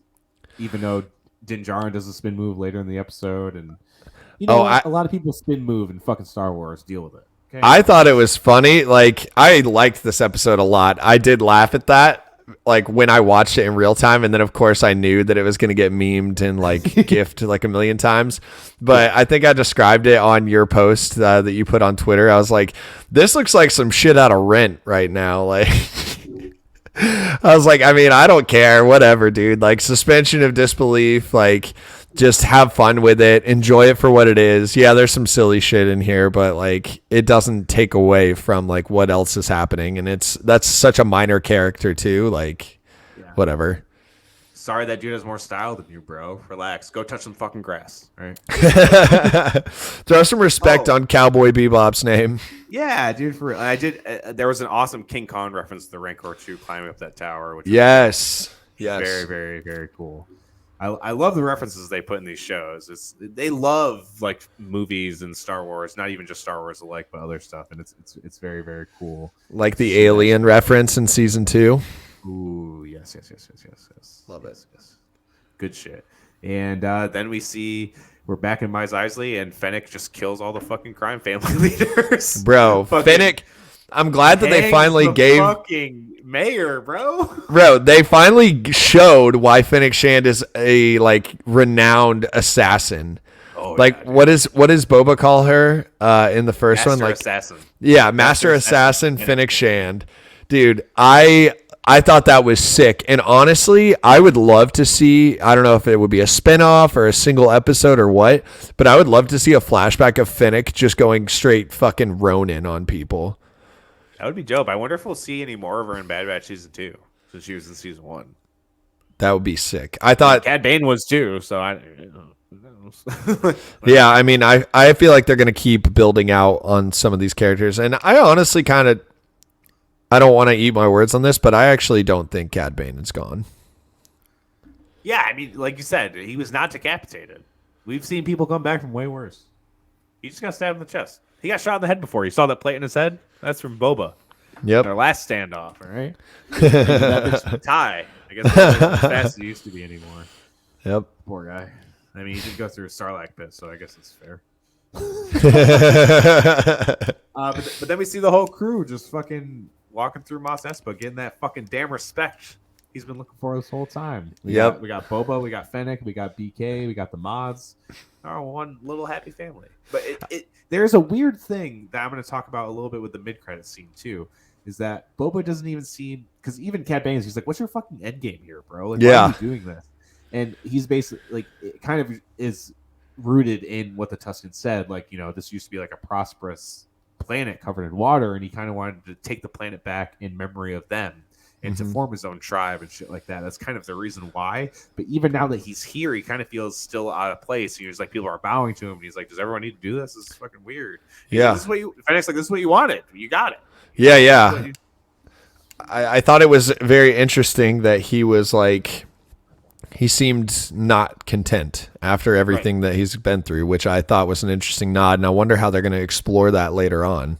Yeah, I have another note with the mid-credit scene that we'll talk about. But the last shot is Grogu and Mando in the Naboo Starfighter, and Grogu tapping on the glass with his little ball. And Mando's like, no, we're not going to do it. And he's like, all right, one more time. And then he hits that fucking NOS button, and they blast off. And I loved seeing Grogu like, Agreed. I love that little guy, man. He's so great. I love him. Yeah. He's amazing. And, like, we talked about this last episode. Like Mando is probably a lot of people's one of their favorite Star Wars characters, mine included. And it's like the dude's gotten more screen time than almost anyone. I think in live action he has the most screen time more than anyone. I would have to imagine. You know, he's got 2 full seasons and almost 3 full episodes with this. Like, dude's been in a lot of Star Wars content, dude. Like, and people love him, and they should. He's such a fucking great character. You see growth, you see emotion, you see everything. You know, it's, plus Pedro Pascal as Mando is phenomenal. God. Pedro Pascal's the fucking man, dude. Yeah, he really is. Dude, if we get The Last of Us with him this year and Mando season 3, I'm gonna lose my shit. I can't. I literally cannot wait. I'm so excited. But yeah, so we get the post-credit scene. We see who Boba mentioned someone was in the Bacta Tank, and it's Cobb fucking Vanth. He's alive, bitches. Yeah. And we see the mod artist about to do some fucking work. We're about to get the Winter Cowboy, bitches, metal arm and all. Dude, I am hype about that. That's gonna be sick. Because Cobb Vanth is already a bad man. So modding him up to, I don't know what they're gonna do, but I have a feeling it's gonna be really cool. New arm. I literally think it's gonna be the Winter Cowboy. I'm here for it. Plus, Boba promised Black Chrysanthemum a soak in the Bacta Tank too. He did. He looked like he was all healed up. All things considered, he did get pretty fucked up in that battle, but yeah, dude's a tank. That dude is a fucking unit. That motherfucker. Goth Chewie for the win, dude. But yeah, this kind of adds more intrigue to that whole conversation about Boba not being content. Like, is he gonna have Cobb Vanth kind of take over for him and have him run Tatooine, and then Boba is he gonna end up kind of just like traveling the planet, doing other shit or something like with his crew? You know, it's like I do think he obviously owes Mando a big debt. Yeah. you know, he kind of expected him to peace out, and he's like, I don't fucking blame you, bro. We're gonna die. So Yeah. and he's like, nah, dude, I got you. Mando bros for life. And I do think if, you know, like what we're thinking, we go back to Mandalore and whatever the fuck else happens in season 3, like I do think Mando's going to help in this big crossover, whatever it ends up being, for sure. I think it'd be cool to have Mando potentially bring another foundling into the picture. Ooh. And then, like, you know, obviously he's no longer with the Zealots, so like incorporating the foundling with, you know, him and Boba and, you know, what's her name? The Bo-Katan? Bo-Katan, yeah. Like potentially getting some kind of alliance going with them, because I think that'll get resolved at some point without like death. I don't think either one of them will fight to the death. Yeah, it's more like they were allies, you know what I mean? It was just more of like she was seeking the Darksaber and he got it. And that kind of creates this kind of conflict. But I don't know if she's going to kind of be like, maybe he is the right one to rule Mandalore. I mean, I think the end game here is that Grogu is going to wield that fucking Darksaber. Because he'll be a Mandalorian and a Jedi wielding the fucking Darksaber. Like, I told my friend that, and he's like, what? Are you serious? And I was like, yeah, dude, there's no way they're not going towards that eventually. Like, it's happening. If they're not going to give him a lightsaber, can we please give Grogu a little tiny Beskar spear? Like, I'm thinking of the knife that Thanos is holding when he's like perfectly balanced, as all things should be. And Yoda just like spinning it around. Just goes out there and just stabbing people. Yeah, dude. Stab. If I see Grogu jumping up and stabbing people, I'm in for it. Yeah, I'm here for it. But yeah, I mean, like, again, we both were pretty fond of the series. I do think it could have been structured a little better, and it's kind of weird looking back to how the flashbacks were kind of structured and shit like that. But they had a lot of nerdy shit, a lot of really cool stuff, and I've never been a huge Boba guy. Like, I love the original trilogy growing up and shit like that, but he's in the movies for like 2 fucking minutes. So it's not like I can be like, I love Boba Fett. Like, he just looked dude that looked cool. And when he showed up last season of Mando, I was like, oh, fuck yeah. This dude fucking rocks. You know? I was like, hell yeah. Boba coming back. He's a fucking badass. And he was even a badass in this series. It's not like I can say that I completely love the character, but I never really did. I didn't have this big attachment to Boba beforehand, like I do with like a Luke Skywalker or like an Anakin or an Obi-Wan or anything like that. It's like there's not really, even through this, you don't really know his true intentions. It's you know, it's kind of hard to nail that down. So I can get people not like being for that. It's just, I don't know. I'm just stoked we got 7 weeks of dope Star Wars. Agreed. And I agree with you about him being in the original trilogy. Like, he's cool, but he doesn't have like a whole lot that goes down to really make you like, oh my God, he's amazing. Right. But like, I do love how they fleshed out his backstory in the prequels of him being a child and being orphaned. Oh yeah. I love that he's like the same blood as all of the clones, the clone troopers, and they really like build out his mythos. Like, I remember now they're the Legends or whatever, Star Wars Legends books. Yeah. But like some of his little like one-off stories of him during the Clone Wars after his fathers died as like a bounty hunter, young kid bounty hunter, they're awesome. They're awesome stories. So plus just in general, before Din Djarin came on the scene, like the Mandalorians were such a fascinating culture, and like you had heard stories about this war that they had against the Jedi, you know, during the Old Republic and all this. Knights of the Old Republic builds on their mythos even more. So like getting 2 Mandalorians that are now, you know, Din was not iconic when he came on the scene. He is now, but like having Boba Fett feature in that, and then, you know, allowing fans to, you know, fanboy over Boba being reintroduced. Like, I don't really know what the expectations were for his story. There were some missteps, I think, as a whole, but like overall, this is one that I really enjoyed. Will I come back and rewatch this like I did Mando? Maybe not all of it, but like certain episodes, absolutely. Probably the last 3. Yeah. And maybe the train heist too. Oh, the train heist was fucking sick, dude. I really like the train heist. Plus, you got all the Tusken Raiders riding speeder bikes. Like, I just think that shit's cool. Like a bantha. I mean, it's like you can't like hate Tamora Morrison. He's such like a likable dude. Like, even though he's playing this like, you know, kind of like down to earth retired bounty hunter that wants to be a crime lord now. Like, it's just he's a dope actor. He is. He's awesome. He's great. But yeah, I mean, like we both. I guess how many Boba Fett helmets out of this would you give out of 5? Would you give it overall? Of this episode or the season? Whole season. I would probably give this I'd probably give it 3.5. Yeah, I was gonna say like probably 4-ish. Like I honestly think I would probably give it a 4. There was one episode, the Street Gangs of Tatooine or whatever, and I just really felt like that they could have done more on the story for the rest of it, but I almost feel like they felt the need to like introduce us to the mods and like do a whole spiel about it. I just kind of wish like if you would replace that with some Cad Bane stuff, or had more Tusken Raiders activity, or even, some more just Boba-centric being a crime boss, I think I probably would be a little higher on the season as a whole. That one just really felt out of place.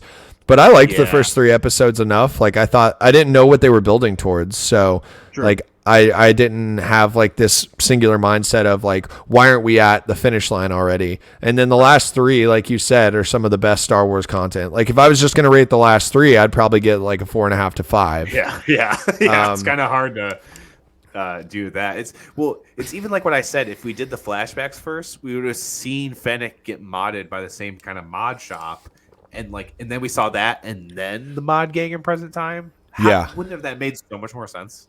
Yep. You know what I mean? You'd be like, oh right. When you see it after, you're like, oh, that's cool. But like, if I saw that before, it would have made way more sense. It would have been like, oh yeah, I get it. Like, he kind of has a connection. They saved his fucking right hand. Like, it would have made way more sense to have it introduced the other way around. Even like something that could have kind of calmed people down, like everyone really liked that first Mando episode where it was Mando centric, but had they split some of that content up throughout the season and done like little segments, episode to episode, so you were intrigued. But I almost feel like they made it super palatable for the last 3. So it's like if you weren't into Boba's backstory and everything going on there, you could just watch those 3 and then go straight into Mando. Because that what brought Sam did not give a fuck. And then once I was like, oh, Mando's back. She's like, oh, okay, cool. And then she was still kind of like whatever about it because she just thought it was going to go back to Boba. And then I watched episode 6 without her at first. And I was like, you got to watch episode 6. And she's like, Grogu. And I'm like, it's so much more. And then she watched it and she was like, yeah, like that episode was amazing. Like, like, it's hard to ignore that. So. Yeah, I get it. That's probably why they did it. You know what I mean? It's like, and they had to have it planned all along. There's no way they kind of just like fumbled into Mando being here in the middle of the season. That's not how shit works. No, they did. Everything was by design for sure. And like, honestly, those back 3 episodes, like that alone makes watching the entire season worth it for me personally. Like, and I just, like you said, we're spoiled right now. Like I'm along for the ride. It's new Star Wars stuff. I love it. I love all the nods. I love the Wilhelm scream, and we got BD-8. Like we got so many nods to other Star Wars properties that literally like, everything.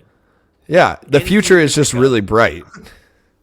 So yeah, that's like the best thing that like Filoni and Favreau do is kind of connecting tissues to like every facet of Star Wars you can even think of, even stuff that like are way beyond my head. The Crate Dragon stuff is from this like old ass RPG Star Wars game, which I talked about Mando season 2. I did an episode on that with this band Frail Body, and they were like geeking out about like all the shit and that stuff because they played this like RPG game when they were growing up, and they're like, dude, like what they did with the Crate Dragon is like what I did in this game. Like this shit. KOTOR. I was like, holy shit! I was like, that's so cool. I was like, what the fuck? Yeah, Knights of the Old Republic, which they're remastering, like that has an entire Crate Dragon component where you have to go get the Crate Dragon Pearl and everything, and like there's so many nods to, and like there's a lot of Tusken Raider stuff that goes on in KOTOR. You never really befriend them, like you're not allies, you're pulling an Anakin on them, not just the men but the women and the children. My god. But yeah, no, like I mean it's really cool to see, especially having been a Star Wars fan for my entire life. There's a lot of good stuff coming, and I think this setup a very bright future and a new cast of characters that are now going to be cameo characters. And that's something that I've noted on Mando is they keep growing this character supporting cast and they keep having them pop back in. And especially now that we have that vacuum of Cara Dune being gone out of the show, like they needed new players to be able to plug and play for, you know, various episodes and various tasks. So I am happy. I hope that if we get the mods back again, I do hope that they kind of like build them up a little bit more to be a little more badass. They were kind of whatever. Like I didn't dislike them straight up, but they were just kind of there. I feel you on that, yeah. So that's like my one real criticism of this season. Like a lot of people, there wasn't enough Boba Fett. No, like whatever, it's all good. Like there was a lot of fucking Boba Fett. Yeah, like really break it down. Like there was a lot of Boba Fett. Like yeah, we got his entire origin story. We got like his character growth, and like I didn't have expectations of anything further than what we got from him. Like maybe a little more crime boss stuff, but I imagine we'll see something like that later. And plus that wasn't his trajectory. Like he ended up not really being a crime boss. He's more of like the mayor of the city than anything else. Yeah, it's like we saw him escape the Sarlacc. We saw him ride a Rancor. We saw him fucking flying on a jetpack with Din Djarin. Like, what the fuck more do you want? We saw him mow down a fucking whole biker gang with the Slave One. Like that was so sick. What else do you want? Like we got the seismic bomb, like seismic charge. He took revenge on the fucking Sarlacc pit. yeah. So I mean, all in all, I'm happy with it. I would recommend anyone who likes Star Wars to watch it, and anyone who's just into Mando, catch those last 3 episodes 100%. You got it. It's mandatory viewing unless you're going to be really confused when season 3 starts. You're going to be like, why is Grogu back with Mando? And what's that chainmail he's got? What is this ship? Yeah. What is happening? I don't even understand. You know, so you got to watch this shit. Like, if you're a Star Wars fan, like exactly what you said, just watch it. Like, and enjoy being a Star. Like, I saw someone on Twitter say, I like all 6 Star Wars movies, and I'm like, bro, you don't have to like all of them, but there's 5 more than that. Yeah. Stop being that kind of person. Yep. It's weird. It's so weird to me. I don't understand it, but whatever, I guess.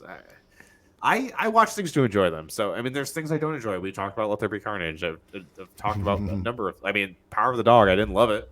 It was fine. It's like a well-made movie. It's just like... I don't know. I watch it for story, and when it's just kind of like a group of people living, I guess. I don't know. It's fine, I guess. I don't know. It's just there's things I don't like. It's just I don't know. I watch things to enjoy them. That's like the point of this shit. It's supposed to be an escape. It's supposed to, be fun, and like I love having conversations with people about stuff. Like I mean, we have them every fucking day. So it's like my favorite thing is to talk about nerd shit or anything. Even if it's wrestling or whatever, anything pop culture, like I love talking to people about it, and it's been amazing talking Star Wars with you for these past few weeks, man. It's been a blast. I'm so happy that when I was like, okay, who wants this, and you were like, me, and I was like, yeah, man. We'll have to definitely somewhere down the line another show will drop, and we'll have to do some more Star Wars because this is my jam. Like I fucking adore it. Like I said, I'm just happy that we're back in a galaxy far, far away, and that's the best way I can put it. Fuck yeah. It's like I have MASH coming in May talking about Obi-Wan. I have this dude, Mike Skyros, who's a wrestler, coming in for Moon Knight. I hope that works out. We'll see with scheduling, but he like loves Moon Knight. Like he bases some of his wrestling shit on Moon Knight, which is cool. Dope. Yeah, that's sick. He has like a whole Moon vibe, so I'm like, let's fucking do this, dude. So there's a lot of shit coming out. Like I said, Peacemaker coming out, and then Lance from Comic Book Keepers and I are going to do like what the future of the Guardians of the Galaxy is. Oh, cool. I'm sure I'll be doing a wrestling episode about Revolution that's happening in the beginning of May, and sure I'll be doing a Batman episode, or I'll be teaming up with some of the other dudes to do a Batman episode. We'll see. Yeah. And there's a lot of shit coming out, so there'll be no shortage of middle quarters to go around. And again, go check out the Geek Peak Pod and High on Horror. I love High on Horror. It's like legitimately my favorite horror podcast. You guys are so much fun together, you three. Hell yeah. I love hearing you guys talk about that stuff. It's even more exciting when it's like a movie I really love, and then to hear you talking about it, I'm like, oh man, this is great. Like, Oh, you guys yeah. did the Scream one, which was really, really fun, and Happy Death Day, which I love that movie. It was awesome. So You guys good. love that. And then it's funny for like we talked about the Lamageddon ones, that movies I'll probably never watch in my life, or even you guys did Deep Blue Sea this week, and I haven't watched that in years, but it was fun to hear you guys talk about it, and I remember the ending at least, so I was like, I definitely have watched it. I was like, I remember how it played out, so I watched it. It was just many years ago. I am still mad at Josh for not putting a fucking shark ate me. So, it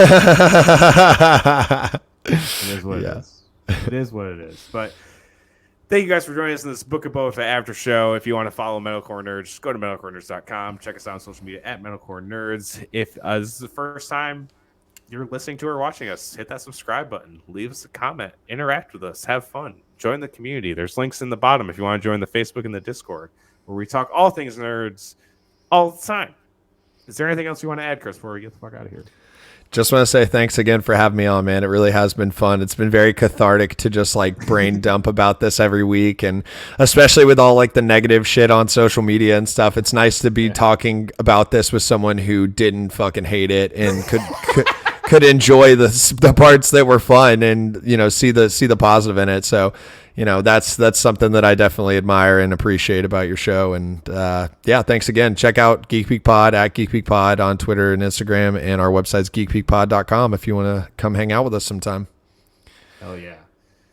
Again, it was my pleasure, Chris, to have you, and we'll be doing this again for sure. I know we'll be teaming up for Multiverse of Madness and probably Batman too, so I can't wait. Yeah, the round tables are about to be fire. And Sean will be on our show in the coming weeks or months for sure. We're brainstorming on we want to get him on a good episode, so be sure to keep an eye out for that one. Oh yeah, I'll be posting about it. You'll know about it if you follow the Metalcore Nerds. But again, thank you guys for checking this out. Big Dick Boba has came and gone. And the multiverse is upon us. And until next time, see you later, nerds.